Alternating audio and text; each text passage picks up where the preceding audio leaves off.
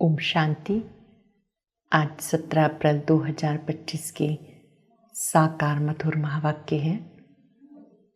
आँख खुलते ही वरदानी दिवस पर हम परम सतगुरु से मीठी दृष्टि लेते हैं और वरदान लेते हैं। आज वरदानी दिवस पर वरद हस्त रखते हुए बाप दादा मधुर वरदान दे रहे हैं। त्रिस्मृतियों का तिलक धारण करने वाले संपूर्ण विजयी भाव। 3 स्मृतियां हैं, आत्मा की स्मृति, परमात्मा की स्मृति और ड्रामा की स्मृति। इसी में सारी नॉलेज समाई हुई है। जैसे बीज से मुख्य रूप से 2 पत्ते निकलते हैं, तो परमात्मा बाप की स्मृति से आत्मा की स्मृति, ड्रामा की स्मृति सहज धारण हो जाती है। जिन्हें ये स्मृतियां रहती हैं वही संपूर्ण विजयी बनते हैं। अपने मस्तक में हम विजय का तिलक देखते हुए स्वीकार करेंगे, मैं संपूर्ण विजयी आत्मा हूँ। इन तीनों स्मृतियों को इमर्ज रूप से धारण करना है। कमजोरियों को समाप्त करने के लिए बहुत सुंदर विधि बाबा ने सिखाई कि प्राप्तियों को सामने रखो। बाबा को याद करके, बाबा का बन करके मुझे क्या क्या मिला, ये स्मृतियां इमर्ज करो तो कमजोरियां समाप्त हो जाएंगी। बाबा ने आज याद दिलाया कि ये रूहानी हॉस्पिटल भी है, यूनिवर्सिटी भी है। यहाँ सब रूहों का इलाज चल रहा है। साथ साथ मनुष्य से देवता बनने की हम पढ़ाई पढ़ रहे हैं। तो यहाँ देही अभिमानी होकर बैठना है। कोई भी ये नहीं कह सकता कि मेरे पास फुर्सत नहीं है। हम बहुत बिजी रहते हैं। चलते फिरते भी बाबा को याद करना है, नॉलेज का सिमरन करना है। हम सबको डायरेक्शन मिला है। कितने भी बिजी होते, एक बाबा को याद करो, क्योंकि जन्म जन्मांतर के पापों का बोझा सिर पर है। सिवाय याद के वो बोझा उतरेगा नहीं। बाबा आते ही जब गुड मॉर्निंग करते हैं तो बाबा कहते, बच्चे किसकी याद में बैठे हो? एक बाप की याद में रहो, ताकि उनकी याद से आत्मा पावन बन जाए। बहुत मीठी शिक्षा बाबा ने दी।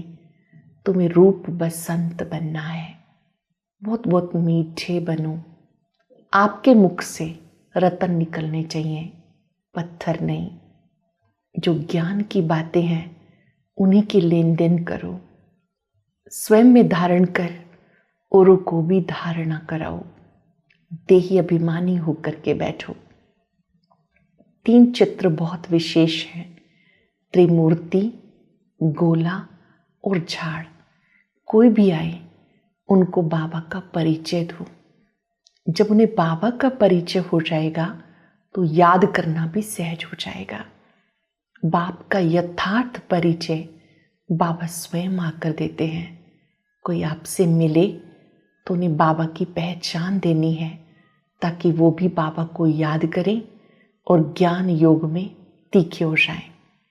बाबा कहते, जो बातें बाबा सुनाते हैं इन्हें धारण करते रहो और दूसरों की भी धारणा पर विशेष रूप से अटेंशन खिंचवाते रहो। आज वरदानी दिवस पर हर एक आत्मा से मिलते हुए उन्हें वरदान देना है, सदा विजयी भव। 3 स्मृतियों का तिलक मस्तक में देना है। एक छोटा सा प्रयास करेंगे कि आज के दिन में मेरे बोल कैसे रहे।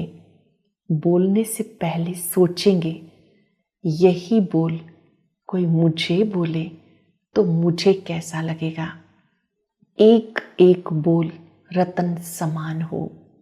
रात्रि सोने से पहले बाबा को चाट देंगे और अनुभव करेंगे, बाबा ने मुझे शाबाश दी कि बच्चे आज आपने बोल पे संयम रखा। हर घंटे में अटेंशन होगा तो बोल में परिवर्तन सहज ही हो जाएगा।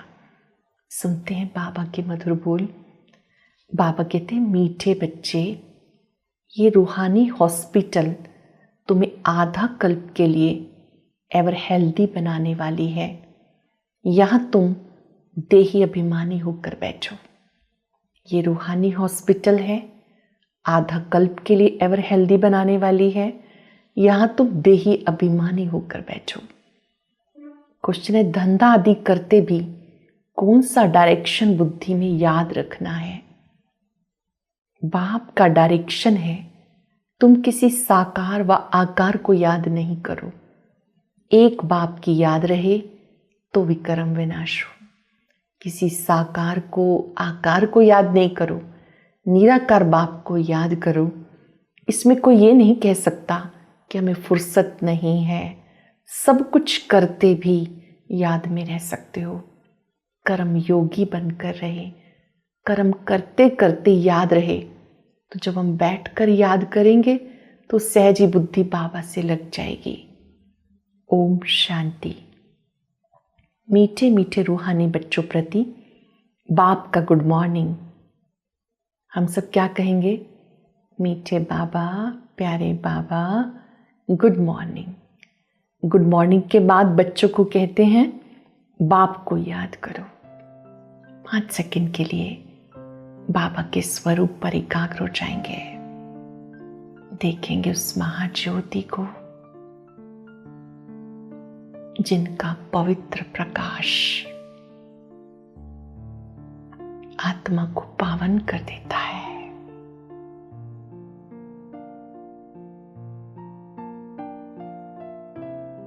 बाबा कहते, आप बच्चे बाबा को याद करते रहो। बुलाते हैं पतित पावन आओ, तो बाबा पहले ही कहते हैं रूहानी बाप को याद करो। रूहानी बाप सबका एक है। जितना हो सके बाप को याद करो। कोई साकार व आकार को याद नहीं करो सिवाय एक बाप के। ये तो सहज है ना। मनुष्य कहते हैं हम बिजी रहते हैं, फुर्सत नहीं है, परंतु इसमें तो फुर्सत सदैव है। बाबा युक्ति बताते, ये भी जानते हो, बाबा को याद करने से हमारे पाप भस्म हो जाएंगे। शिव बाबा को क्यों याद करना है, ये हमें स्पष्ट होना चाहिए। केवल एक ही है जिसकी याद से आत्मा पावन बनती है, पाप नष्ट होते हैं, आत्मा के अंदर जो भी विकारों की खाद है वो निकल जाती है। बाबा युक्ति बताते, बाप को याद करो तो पाप भस्म हो जाएंगे। बाबा कोई धंधे की मना नहीं करते हैं, धंधा आदि भी करना है, वो सब करते बाबा को याद करो तो विक्रम विनाश हो। ये भी जानते हो इस समय सब आत्माएं पतित हैं। ऋषि मुनि सब साधना करते हैं, साधना की जाती है भगवान से मिलने की। तो जब तक उनका परिचय ना हो तब तक नहीं मिल सकते ना। जब तक बाबा का सत्य परिचय ना हो तब तक उनको याद भी नहीं कर सकते हैं। अब तक हम उन्हें बुला रहे थे, अब वो स्वयं आके अपना परिचय देते हैं कि मैं निराकार हूँ, ज्योति स्वरूप हूँ, गुणों का सागर हूँ। तो बाबा कहते अब तुम जानते हो बाप का परिचय दुनिया में किसी को भी नहीं है। देह का परिचय सबको है, बड़ी चीज का परिचय झट हो जाता है। आत्मा का परिचय तो जब तक बाबा आए तब तक कोई भी समझा ना सके। आत्मा और शरीर ये 2 चीजें हैं। आत्मा एक स्टार है और वो बहुत सूक्ष्म है। आत्मा एक स्टार है, बहुत ही सूक्ष्म है, उनको कोई देख नहीं सकता। तो यहाँ जब आकर बैठते हो तो देही अभिमानी होकर बैठना है। ये भी एक हॉस्पिटल है, आधा कल्प के लिए एवर हेल्दी बनने की।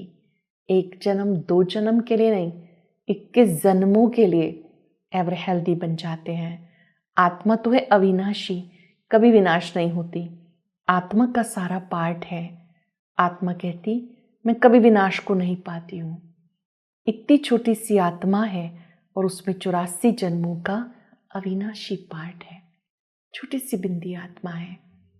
सतयुग में 8 जन्म लिए, त्रेता युग में 12 जन्म लिए, द्वापर में 21 लिए, कलयुग में 42, संगम पर एक, देह बदलती रही, आत्मा वही है। ये 84 जन्मों का पाठ बाबा बच्चों को समझाते। तुम बच्चों को ऊंच मर्तबा लेना है तो जास्ती याद में रहना है। सत्युग की दुनिया में जाना है, ऊंच पद लेना है तो ज़्यादा याद में रहना है। और समाचार लिखते हैं कि बाबा मैं इतना समय याद में रहता हूँ, कहीं तो पूरा सच्चा समाचार लज्जा के मारे देते नहीं। बाबा को सच्चा समाचार देना है कि हम कितना याद करते हैं, समझते हैं बाबा क्या कहेंगे, परंतु मालूम तो पड़ता है ना। स्कूल में टीचर स्टूडेंट को कहेंगे ना कि तुम पढ़ेंगे नहीं तो फेल हो जाएंगे। यहाँ भी बाबा क्या कहते, अच्छी रीति अटेंशन दो। बच्चे की पढ़ाई से सब समझ जाते हैं, माता पिता भी। ये भी बहुत बड़ा स्कूल है, यहाँ नंबरवार नहीं बिठाया जाता, बुद्धि से समझा जाता है। नंबरवार तो होते ही हैं। अब बाबा अच्छे अच्छे बच्चों को कहीं भेज देते हैं, फिर चले जाते हैं तो दूसरे लिखते हैं कि हमें महारथी चाहिए, जो ज्ञान योग में होशियार हैं, दूसरों की अवस्था को आगे बढ़ाने में मदद करते हैं, पुरुषार्थ अच्छा है, सेवा अच्छी करते हैं, उनको बाबा कहते हैं महारथी बच्चे। ऐसे बच्चे चक्र लगाते रहें, ऐसे बच्चे दूसरों की पालना करते रहें। बाबा कहते ऐसी आत्माओं को ही सब याद करते हैं। बाबा बच्चों की खातिरी करते हैं। क्लास में बाबा महिमा करते हैं, तो ये भी खातिरी है। नाम निकालने वाले बच्चों की महिमा अथवा खातिरी की जाती है। ये फलाना धनवान है, रिलीजियस माइंडेड है, कोई सेवा अच्छी करते हैं तो बाबा क्लास में उसे अप्रिशिएट करते हैं कि बच्चा बहुत सर्विसेबल है। भोजन करते ही इनको एक संकल्प रहता है कि फलां की सेवा करें, उनको प्रदर्शनी समझाएं। तो बाबा जब बच्चों की प्रशंसा करते हैं तो ये भी रूहानी पालना है, आत्मा को इससे भी बल मिलता है। बाबा बच्चों के गुणों को देखते हैं। बाबा कहते तुम बच्चे सबको समझाओ कि अभी हीरे मिसल फिर से बन रहे हैं। पहले कोड़ी मिसल बन गए थे, बाबा हीरे मिसल बनाते हैं। बाबा कहते भारतवासियों को ही पहचान मिलती है, अपनी पहचान बाबा स्वयं देते हैं। अब तुम बाप की पहचान सबको देते हो, ढेरों को बाबा की पहचान मिलेगी। कोई भी मिले तो ये हमारा कर्तव्य है उनको परमात्मा का सत्य परिचय देना, वो जो है जैसा है उनकी पहचान देना, उनसे संबंध जुड़ाना। तुम्हारा मुख्य चित्र त्रिमूर्ति, गोला और झाड़। त्रिमूर्ति जिसमें ब्रह्मा विष्णु शंकर का चित्र है, गोला सृष्टि चक्र, झाड़ मतलब कल्प वृक्ष। इनमें कितनी रोशनी है। कहाँ पर भी कहेंगे इन लक्ष्मी नारायण का राज्य था, ये सतयुग के मालिक थे। तीनों वो चित्र और श्री लक्ष्मी नारायण का ये चित्र दिखा के बाबा कहते किसी को भी समझाओ कि जब इनका राज्य था तो सतयुग में एक धर्म एक राज्य था। अभी तो राजा ही है नहीं, पहले पवित्र राजाएं थे, अभी अपवित्र हैं।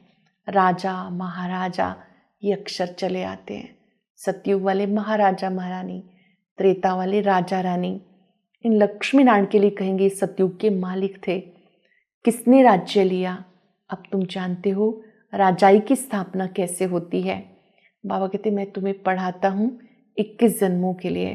वो पढ़कर इसी जन्म में बैरिस्टर आदि बनते हैं और तुम पढ़कर भविष्य में महाराजा महारानी बनते हो। ध्यान से समझेंगे, ये ईश्वरीय पढ़ाई है। बाबा जो मुरली सुनाते हैं ये ईश्वरीय महावाक्य हैं। इनको सुनकर धारण करके आप भविष्य में ऊंच महाराजा महारानी बनते हो। बिना पढ़ाई किए धारण किए ऊंच पद नहीं पा सकते। डॉक्टर, इंजीनियर, बैरिस्टर बनते हैं, पढ़ाई पढ़ते हैं ना, तो ये मनुष्य से देवता बनने की पढ़ाई है, बहुत ध्यान से पढ़ना है। बाबा कहते अभी तुम बच्चे फिर से देवी देवता बनने के लिए आए हो। जैसे कल्प पहले बने थे 5,000 वर्ष पहले, तो फिर से बनने के लिए आप यहाँ पर आए हो। अब बाबा बच्चों को कहते पावन बनना है तो बाप को याद करो, एक को याद करो। बाबा भी गुड मॉर्निंग करके फिर शिक्षा देते हैं, बच्चे बाबा की याद में बैठे हो, देखो अपने आप को। जब हम मुरली भी सुनते हैं, क्या पूरा समय बाबा की याद रहती है? चलते फिरते बाप को याद करो, क्योंकि जन्म जन्मांतर का सिर पे बोझा है। सीढ़ी उतरते उतरते 84 जन्म लेते हैं। अब एक जन्म में चढ़ती कला होती है। जितना बाबा को याद करेंगे उतना खुशी भी मिलेगी, ताकत भी मिलेगी।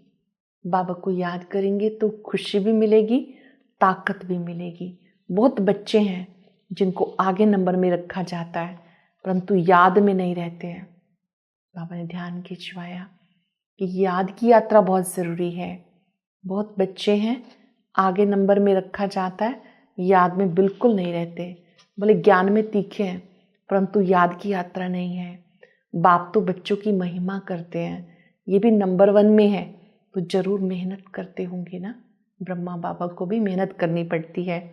तुम हमेशा समझो शिव बाबा समझाते हैं तो बुद्धि योग वहाँ लगा रहेगा। ये भी सीखता है ना, ब्रह्मा बाबा भी शिव बाबा से सीखते हैं। ब्रह्मा बाबा भी शिव बाबा को याद करते हैं। तो बाबा कहते तुम बच्चों को भी कहते हैं शिव बाबा को याद करो। किसको भी समझाने के लिए चित्र बहुत अच्छी चीज़ है।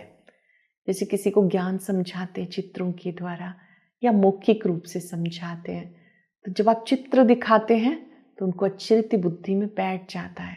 तो ये बहुत अच्छी चीज़ है। भगवान कहा ही जाता निराकार को, वो आकर शरीर धारण करते। एक भगवान के बच्चे, सब आत्माएं भाई भाई हैं, अब इस शरीर में विराजमान हैं। सभी अकाल मूर्त हैं। ये अकाल मूर्त आत्मा का तख्त है। ये जो भ्रिकुटी रूपी तख्त है अकाल आत्मा का तख्त है। अकाल तख्त और कोई खास चीज नहीं, ये तख्त है अकाल मूर्त का। भ्रिकुटी के बीच में आत्मा विराजमान होती है, इसको कहते हैं अकाल तख्त। अकाल तख्त अकाल मूर्त का। आत्माएं सब अकाल है, अति सूक्ष्म है। बाबा निराकार है, वो अपना तख्त कहाँ से लाए? हर एक आत्मा को भ्रिकुटी रूपी तख्त प्राप्त है। शिव बाबा कहते मैं कहाँ से लेके आऊं? तो मैं ब्रह्मा तन का आधार लेता हूं। निराकार शिव बाबा ब्रह्मा बाबा की भ्रिकुटी में बैठकर महावाक्य सुनाते हैं। बाप साधारण बूढ़े तन में आकर अकाल तख्त पर विराजमान होते। अब तुम जान गए हो सब आत्माओं का तख्त है, मनुष्यों की ही बात की जाती है।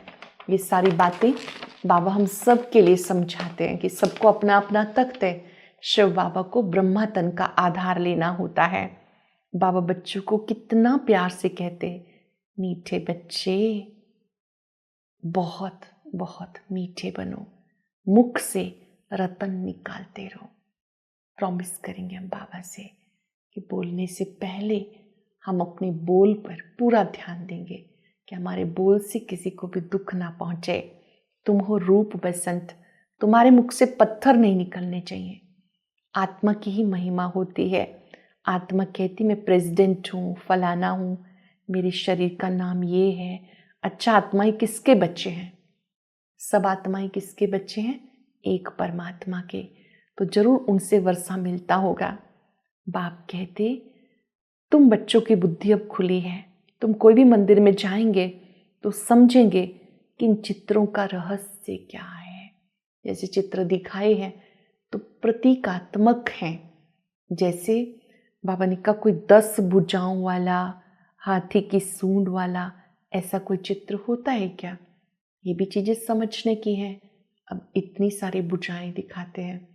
अगर मान लो अष्टभुजाएं हैं या 10 भुजाएं हैं तो 10 भुजा वाला व्यक्ति कैसे चलेगा, कैसे खाएगा? ये प्रतीकात्मक है। अष्ट शक्तियां हैं जिनको धारण करने से देवी देवता बनते हैं। सहन शक्ति, समाने की, समेटने की, इसलिए अष्टभुजाएं दिखा दी। बाबा कहते जैसे चित्र दिखाए हैं अब तुम इनका अर्थ समझते हो। वास्तव में भक्ति भी होनी चाहिए एक शिव बाबा की, वो ही सबका सदगति दाता है। तुम्हारी बुद्धि में ये श्री लक्ष्मी नारायण भी 84 जन्म लेते हैं। अभी बुद्धि में क्लियर है कि देवी देवताएं जन्म पुनर्जन्म लेते हैं। शिव बाबा का अवतरण होता है। बाबा मनुष्यों सदृश जन्म नहीं लेते हैं। हम सबको ज्ञान देने के लिए, पावन बनाने के लिए वो आते हैं। ऊंचते ऊंच सबका सदगति दाता एक बाप है। ये ज्ञान की बातें तुम्हें धारण करनी है।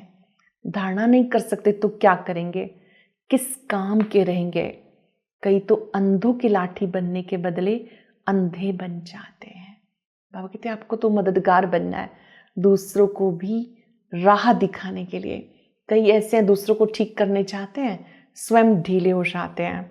कोई तो किसी का भी कल्याण नहीं करते हैं, अपनी तकदीर का ख्याल ही नहीं रहता, बस जो मिला सो अच्छा।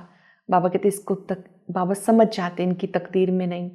अपनी सदगति करने का पुरुषार्थ करना है, देही अभिमानी बनना है। बाबा कितना ऊंचते ऊंच है। आते देखो कैसे पतित दुनिया में है, पतित शरीर में है, उनको बुलाते हैं पतित दुनिया में आ जाओ। जो अच्छा पुरुषार्थ करते हैं वो राजा रानी बनते हैं। जो अच्छा पुरुषार्थ करेंगे वो राजा रानी बनेंगे। जो पुरुषार्थ नहीं करते वो गरीब बन जाते। तकदीर में नहीं तो तदबीर नहीं कर सकते हैं। कोई तो बहुत अच्छी तकदीर बनाते हैं, हर एक अपने को देख सकते हैं मैं क्या सर्विस करता हूँ। हर एक अपने आप को देखे, मैं बाबा का बना हूँ, मैं बाबा की क्या सेवा करता हूँ। अच्छा, मीठे मीठे सिक्के लदे बच्चों प्रति माता पिता बाप दादा का याद प्यार, गुड मॉर्निंग। रूहानी बाप के रूहानी बच्चों को नमस्ते। रूहानी बच्चों की रूहानी बाप दादा को याद प्यार, नमस्ते, गुड मॉर्निंग, शुक्रिया बाबा, शुक्रिया। धारणा के लिए सार, रूप बसंत बन मुख से सदैव रतन निकालने हैं। बहुत बहुत मीठा बनना है, कभी भी पत्थर कटु वचन नहीं निकालने हैं। ज्ञान और योग में तीखा बनकर अपना और दूसरों का कल्याण करना है। ऊंची तकदीर बनाने का पुरुषार्थ करना है। अंधों की लाठी बनना है। ज्ञान योग में तीखा बन अपना और दूसरों का कल्याण करना है। अपनी ऊंची तकदीर बनाने का पुरुषार्थ करना है। अंधों की लाठी बनना है।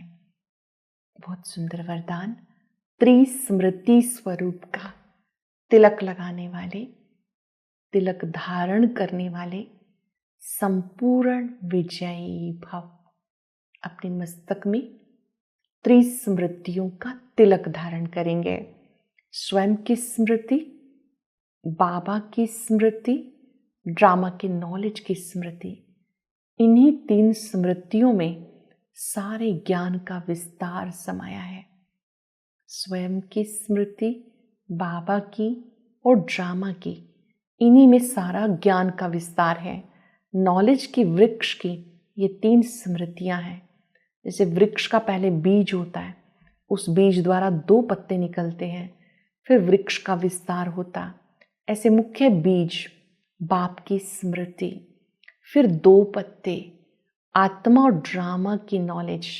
इन 3 स्मृतियों को धारण करने वाले स्मृति भव व संपूर्ण विजयी भव के वरदानी बन जाते हैं।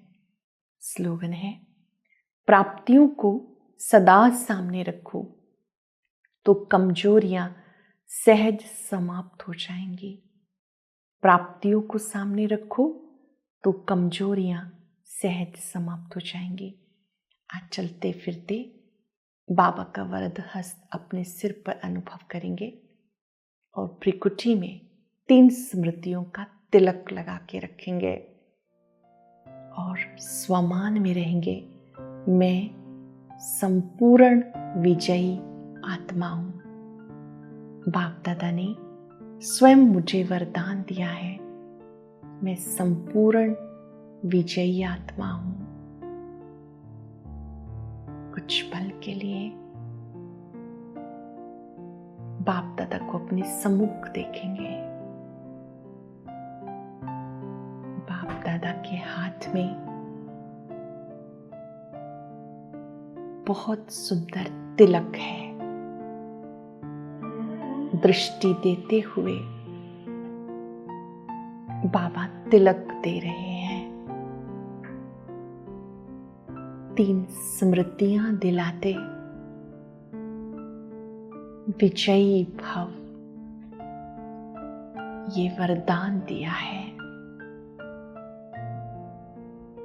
बाबा की दृष्टि में वो ताकत है जिससे स्वयं की स्मृति, ड्रामा की स्मृति,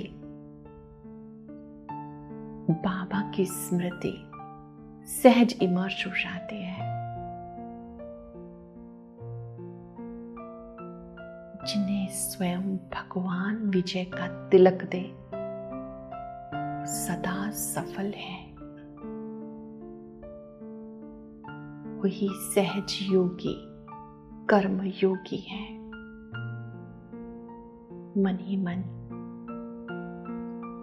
बाबा से वायदा करें, आज अपनी वाणी पर, बोल पर पूरा अटेंशन देंगे। मीठे बोल से हर रूह को राहत देंगे, वरदान देंगे। सदा विजयी भव, सहज योगी भव, कर्म योगी भव, बेफिक्र बादशाह भव। बाबा से शक्ति लेते जाएं, सबको देते जाएं। सबका भला हो, सब सुख पाए, सभी सहज योगी बने। शुक्रिया बाबा, शुक्रिया। ओम शांति।